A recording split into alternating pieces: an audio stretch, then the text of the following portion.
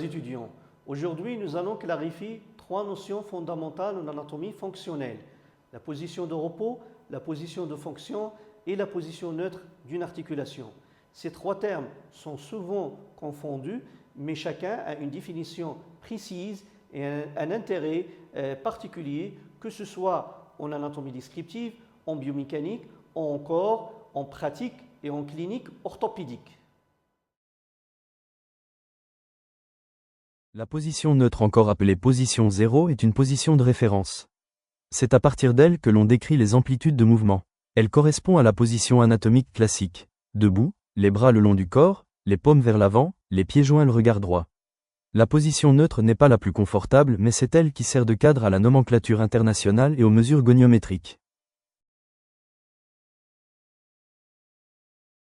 La position de repos est la plus physiologique du point de vue articulaire. C'est celle où les ligaments, la capsule et les muscles périarticulaires sont le plus détendus. C'est la position où l'articulation se laisse aller. Exemple, pour la hanche, c'est une flexion de 30 degrés, une abduction de 30 degrés et une légère rotation externe. Cette position est capitale en rhumatologie et en orthopédie, car elle correspond au volume articulaire maximal, là où un épanchement se loge le mieux, et c'est dans cette posture que l'on pratique les infiltrations avec le moins de résistance.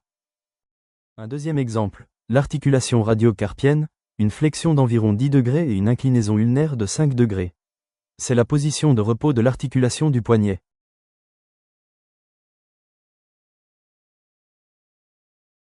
La position de fonction, c'est celle qui est la plus utile dans la vie quotidienne. Elle permet aux muscles d'être efficaces et de préserver la meilleure ergonomie. C'est la position qu'on recherche lors de la mise en place d'un plâtre ou une orthèse pour garder l'articulation opérationnelle. Exemple, la main. En position de fonction, le poignet est en légère extension entre 20 à 30 degrés, les doigts sont semi-fléchis, prêts à saisir un objet. C'est la posture de préhension optimale. En traumatologie, on met souvent une attelle en position de fonction après fracture, car cela préserve la capacité fonctionnelle et limite les raideurs. Chaque articulation a sa propre position de fonction. Pour le coude, une flexion à environ 90 degrés, qui permet à la main d'être amenée vers la bouche. Pour le genou, une flexion légère qui correspond à la posture de marche. Pour conclure, la position de repos est la posture relâchée, thérapeutique, où les structures périarticulaires sont au repos. La position neutre est la référence descriptive, universelle, indispensable pour parler un langage commun. La position de fonction est la posture efficace, utile, qui optimise l'activité quotidienne et que nous utilisons en immobilisation. Donc 3 positions, 3 logiques différentes, mais complémentaires.